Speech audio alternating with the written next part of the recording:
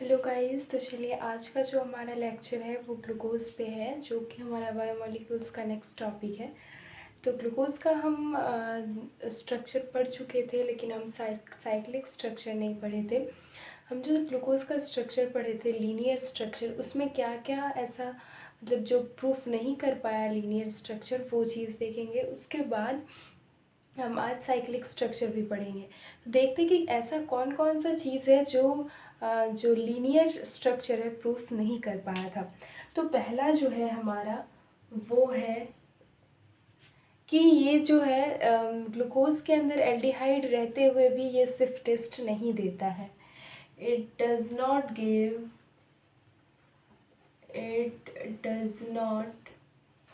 Give सिफ test. ठीक है, ये जो है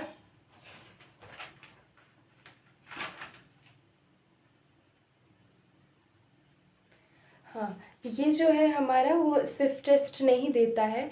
और जो है इसके साथ और क्या नहीं देता है, जो NaHSO3 के साथ ये रिएक्शन भी नहीं करता है। और एंड मतलब कि जो NaHSO3 के साथ रिएक्शन करके जो एडिशन प्रोडक्ट देता था, वो जो एडिशन प्रोडक्ट वो ये नहीं देता है, ठीक है ना, जबकि इसमें एल्डिहाइड मौजूद है। ठीक है, and does not give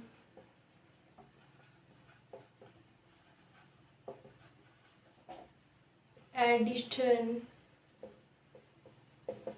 product with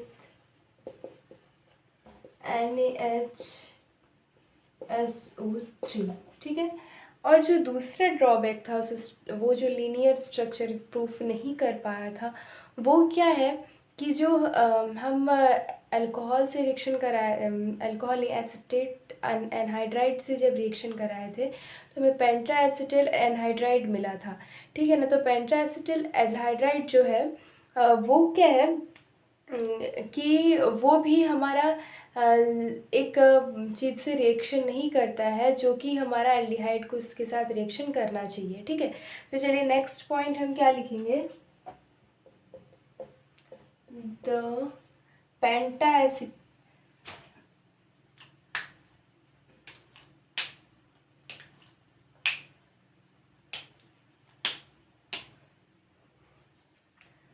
the पेंटा क्या हो रहा है,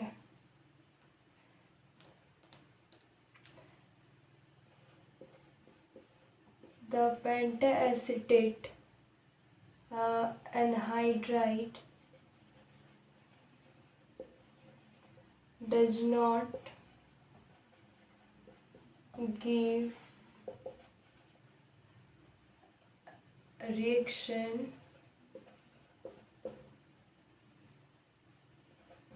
with हाइड्रोक्सिल एमाइन। ठीक है, जो हमारा मिलता था हमें पेंटा एसिटेट, ठीक है ना, जो हमें पेंटा एसिटेट मिलता था ग्लूकोज का, पेंटा एसिटेट ऑफ ग्लूकोज,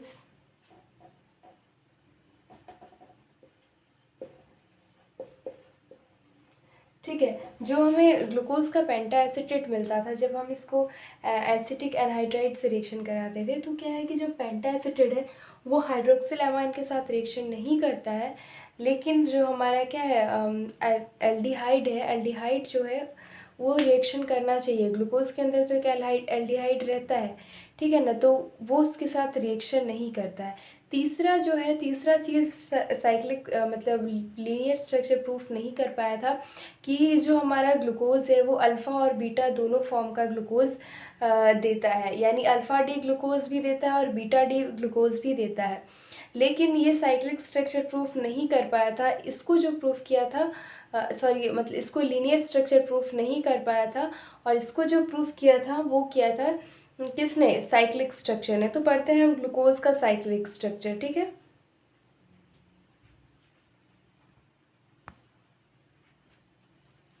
हाँ, साइक्लिक स्ट्रक्चर क्या था हमारा, साइक्लिक स्ट्रक्चर ऑफ ग्लूकोज। ठीक है, तो पहले हमें पता है कि हमने लीनियर स्ट्रक्चर कैसा पढ़ा था। एक जो हमारा 6 मेंबर्ड कार्बन था, मतलब ग्लूकोज 3 4 5 6, ये हमारा एक 6 मेंबर्ड कार्बन था। यहाँ पे हमारा CH2OH लगा हुआ रहता था यहाँ पे जो है। और हमारा क्या था, ये कार्बन 1 है, कार्बन 2 कार्बन 3 पे जो हमारा H और OH की पोजीशन में अलग रहता था, ठीक है। बाकी सब में क्या रहता था कि OH दाहिने साइड में और H लेफ्ट साइड में, ठीक है। अब इसमें भी सेम वही, और यहाँ क्या रहता था हमारा CHO, ठीक है, ये रहता था। ये हमारा क्या था, ग्लूकोज का लीनियर स्ट्रक्चर था। तो हम इसको साइक्लिक स्ट्रक्चर कैसे बनाएं और alpha D glucose beta D glucose कैसे बनाएं, देखिए ये जो हमारा है ये क्या है, एल्डिहाइड है। इसको हम ऐसे लिख सकते हैं C⋯OH, ऐसे लिख सकते हैं। एल्डिहाइड और कीटोन चैप्टर जब आप पढ़िएगा तो आप पढ़ेंगे क्या कि जब एल्डिहाइड अल्कोहल से रिएक्ट करती है तो वो हेमी एसिटिल बनाती है, ठीक है। तो हम पहला तो एक अल्फ़ा डी ग्लूकोज बनाते हैं, 1 2 3 4 5 6 CH2OH, ठीक है। तो जब यहाँ पे एल्डिहाइड हमारा अल्कोहल के साथ जब रिएक्शन करता है तो ये जो एल्डिहाइड है वो 5वें कार्बन के अल्कोहल के साथ रिएक्शन करता है, ठीक है ना। तो ये क्या बना लेता है, CHOH, ठीक है। इधर भी OH था, यहाँ तीसरे कार्बन पे HOH पे रिवर्स रहता है, यहाँ H, यहाँ OH, यहाँ H, और ये जो था इधर H था। अब जब ये जो एल्डिहाइड था, एल्डिहाइड यहाँ पे था, तो ये जब रिएक्शन करता है तो ये हेमी एसिटेल बना लेता है और जो है हमारा स्ट्रक्चर कुछ ऐसा बन जाता है, ठीक है। ये है हमारा alpha D glucose, alpha D glucose, ठीक है। ये जो बना है हमारा हेमी एसिटेल बना है यहाँ पे, ठीक है। तो ये हमारा क्या बना, अल्फ़ा डी ग्लूकोज। अब अल्फ़ा डी ग्लूकोज और बीटा डी ग्लूकोज क्या होता है वो देखते हैं। देखिए ज़्यादा कुछ अंतर नहीं है अल्फ़ा डी ग्लूकोज और बीटा डी ग्लूकोज में, बस इसमें जो OH है वो राइट साइड में है और जो बीटा वाला होगा उसमें OH जो होगा हमारा लेफ्ट साइड में होगा, बाकी कुछ अंतर नहीं है, ठीक है। तो 1 2 3 4 5 6 CH2OH H OH H 1 2 3 H OH OH H OH H, कुछ इस तरह का हमारा बन जाएगा बीटा डी ग्लूकोज,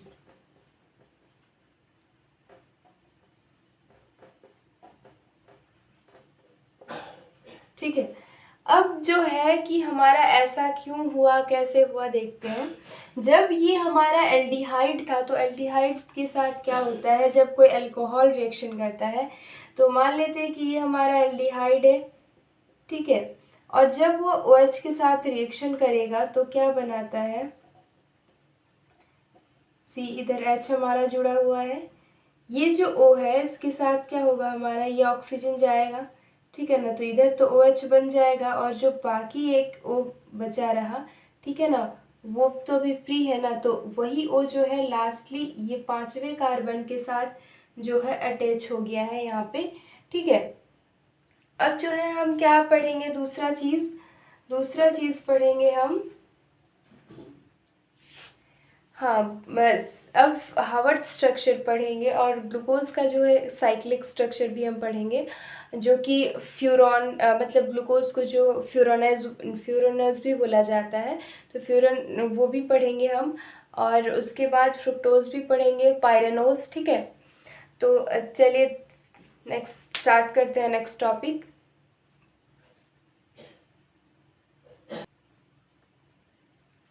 हाँ नेक्स्ट चीज़ स्टार्ट करने के पहले हम एक चीज़ बता देना चाहते हैं। वो जो हमारा कार्बन था ग्लूकोज का, अभी जो हम स्ट्रक्चर पढ़े साइक्लिक स्ट्रक्चर, ठीक है ना, तो इसमें एक चीज़ हम क्या पढ़े कि कार्बन नंबर जो 1 था उसमें H और OH का जो मतलब पोजीशन है वो अलग अलग था, इसी वजह से हम एक को अल्फ़ा और एक को बीटा नाम दिए।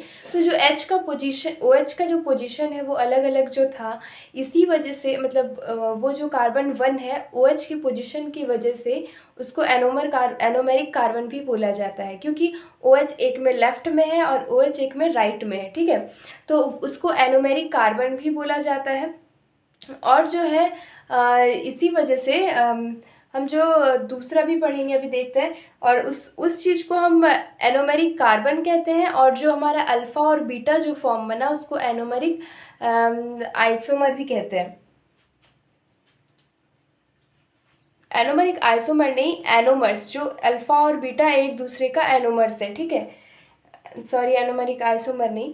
अब जो हम पढ़ेंगे वो हार्वर्ड स्ट्रक्चर पढ़ेंगे, और जिसमें हम फ्यूरोनस के बारे में पढ़ेंगे। तो फ्यूरोनस के बारे में पढ़ने के पहले हमें फ्यूरॉन के बारे में जानना ज़रूरी है। तो फ्यूरॉन क्या होता है, जस्ट बेंजीन के जैसा स्ट्रक्चर होता है। यहाँ पे हमारा O रहता है, और बेंजीन में जैसे सब में डबल बॉन्ड रहता है एक के बाद एक, इसमें ऐसा नहीं रहता। बस ये जो हमारा बन गया फ्यूरान, ठीक है, ये फ्यूरान बन गया। अब इसके बाद हम इसी के ये में हम स्ट्रक्चर लिखेंगे ग्लूकोज का, ठीक है। तो ग्लूकोज का जो फर्स्ट हमारा अल्फ़ा डी ग्लूकोज था उसका कैसा स्ट्रक्चर होगा, कुछ इस तरह का। हम ये जो फ्यूरॉन है उसको जस्ट टिल्ट करके लिख रहे हैं और बाकी कुछ नहीं है।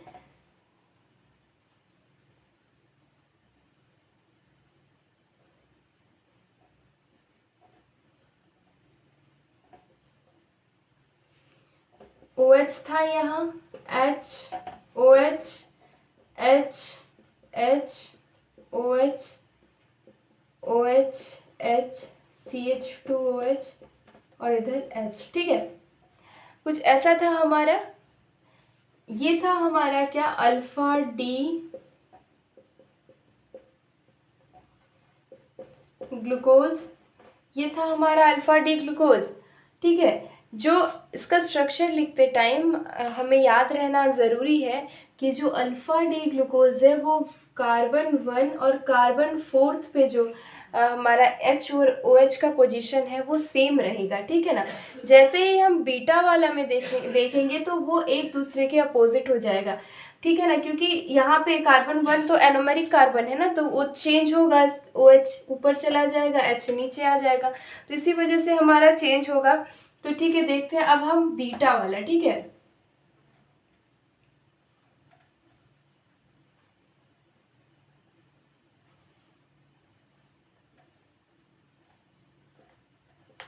तो बीटा वाला जब हम लिखेंगे तो OH हमारा ऊपर चला जाएगा, H नीचे, OH H तीसरे कार्बन पे तो अलग होता ही है, और चौथे कार्बन पे सेम रहेगा, CH2OH और यहाँ H, ठीक है। तो इससे ये हमारा जो क्या मिल गया हमें, बीटा डी ग्लूकोज, ठीक है। अगर स्ट्रक्चर याद रखना है, क्योंकि बहुत बार एग्ज़ाम में पूछ भी देता है, तो स्ट्रक्चर याद रखना है तो बस ये याद रखना है कि जो हम साइक्लिक स्ट्रक्चर लिखते थे कुछ ऐसे,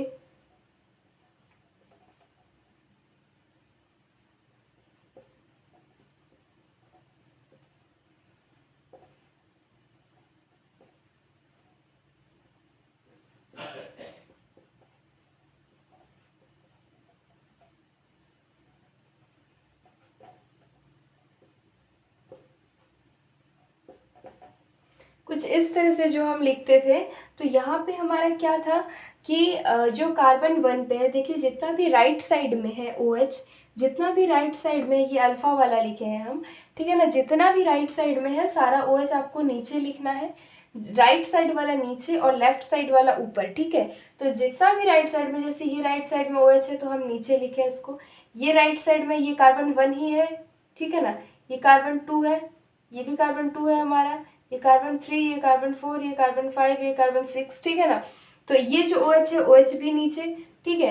यहाँ H हमारा नीचे, क्योंकि ये H राइट साइड में हमारा इधर है, ठीक है। उसके बाद 4 नंबर में भी OH हमारा इधर, क्योंकि ये नीचे है, मतलब ये राइट साइड में इसलिए ये नीचे है, ठीक है। तो कुछ इस तरह से हम लिखेंगे इसको। अब जो है कि हम फ्रुक्टोज़ के बारे में पढ़ेंगे। फ्रुक्टोज़ के बारे में पढ़ने से पहले कुछ जान लेते हैं फ्रुक्टोज़ के बारे में। फ्रुक्टोज़ जो होता है वो भी हमारा कीटोहेक्सोज़ होता है। जैसे कि ये ग्लूकोज़ भी हमारा मतलब ग्लूकोज़ हमारा कीटोहेक्सोज़ नहीं होता है, ग्लूकोज़ हमारा एल्डोहेक्सोज़ होता है। क्योंकि यहाँ हमें क्या मिला था, ये जो एल्डिहाइड जो रिएक्शन किया OH से, तब हमें एसिटिल मिला कि नहीं, ठीक है ना। तो यहाँ क्या था, हमारा एक एल्डिहाइड था या नहीं, तो एल्डिहाइड था, उसके बाद ऊपर से इसमें 6 कार्बन है, यानी ये क्या था, एक एल्डोहेक्सोज था। और जो हमारा फ्रुक्टोज है वो हमारा क्या है, कीटोहेक्सोज है, ठीक है ना। और उसका जो हम साइक्लिक स्ट्रक्चर पढ़ेंगे वो हम क्या पढ़ेंगे, पायरेनोज, ठीक है। और नॉर्मल नेचुरली जो फ्रुक्टोज पाया किस में जाता है, जनरली हनी में पाया जाता है या फिर स्वीट फ्रूट्स में पाया जाता है, ठीक है। तो जो हम फ्रुक्टोज का स्ट्रक्चर देखेंगे अभी, ठीक है।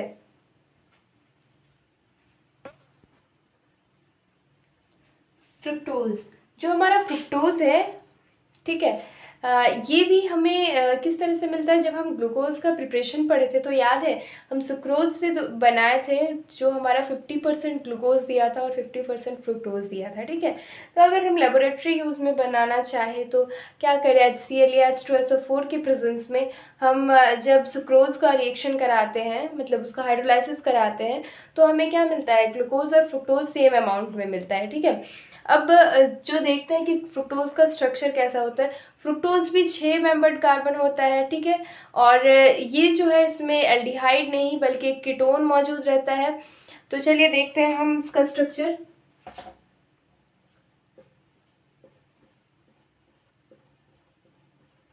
कुछ इस तरह का हमारा रहता है, किसका, फ्रुक्टोज का। यहाँ पे जो है हमारा कीटोन रहता है, बस यही हमारा जो अंतर है, बाकी CH2OH। यहाँ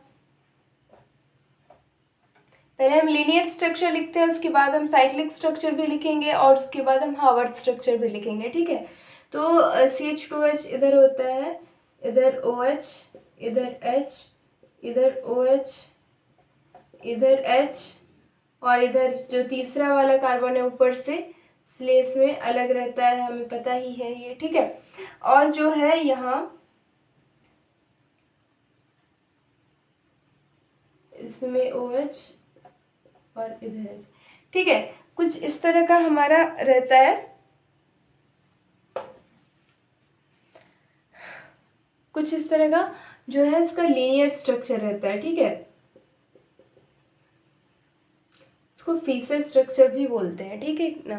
तो जो हम इसका लीनियर स्ट्रक्चर देखें, अब जो है जैसे ग्लूकोज में बना था हमारा साइक्लिक स्ट्रक्चर, कुछ इस तरह से इसमें भी साइक्लिक स्ट्रक्चर बनता है। कैसे, यहाँ पे तो हमारा कीटोन है, कीटोन भी तो हमारा अल्कोहल से रिएक्शन करके वही है दे सकता है, ठीक है ना। तो फिर जब ये यहाँ से रिएक्शन करेगा कार्बन वाली 5 पे, ठीक है ना, तो ये भी हमारा वैसा कुछ प्रोडक्ट देगा। तो हमें एक अल्फ़ा मिलेगा और एक बीटा मिलेगा, ठीक है। तो हम अल्फ़ा वाला इधर लिखते हैं, बीटा वाला उधर लिखते हैं। तो C जो है इधर OH हो जाएगा, इधर H, यहाँ डायरेक्ट लिख देते हैं हम CH2OH, ठीक है। ये हमारा कार्बन 1 था, जो ये वाला कार्बन है, और ये कार्बन 2, ये 2 वाला कार्बन है, ठीक है। ये 3, 4, 5, 6 CH2OH है यहाँ पे, और जो 5 वाले कार्बन पे हमारा एक ऐसा बनेगा कुछ, ठीक है। तो इधर हमारा तीसरा वाला कार्बन है, तो ये तो हमेशा रिवर्स होता ही है। चौथा वाला पे OH इधर, इधर H, इसमें इधर H, ठीक है। तो ये क्या हो गया हमारा, ये अल्फा फ्रुक्टोज हो गया, अल्फा डी फ्रुक्टोज, ठीक है।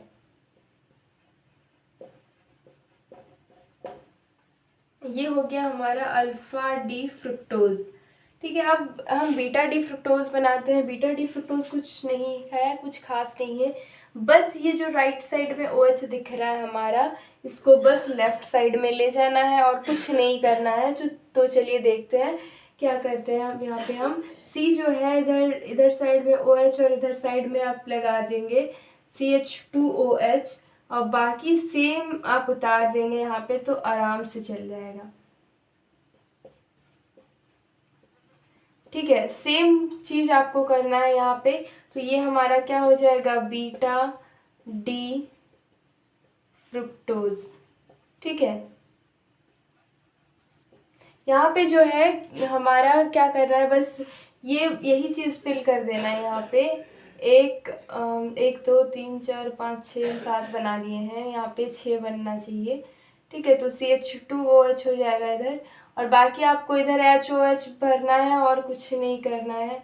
तो OH, यहाँ पे भी OH, इधर H और इधर H, ये बन जाएगा हमारा बीटा डी फ्रुक्टोज। ठीक है, अब जो है हम क्या पढ़ेंगे कि पायरेनोज कैसे बनाते हैं। तो देखिए, पायरन हम बता देते हैं, बाकी तो नॉर्मल सेम मतलब करना है जैसे हम ग्लूकोज में कर रहे थे। ठीक है, और इसका स्ट्रक्चर भी उतना ज़्यादा हार्ड नहीं है। ये नॉर्मल मोनोसेकेराइड्स है जिन्हें हम पढ़ रहे हैं। इसके बाद जो फ्रुक्टोज आज कंप्लीट हो जाएगा तो हम स्टार्ट कर देंगे डाइसेकेराइड्स अब। ठीक है,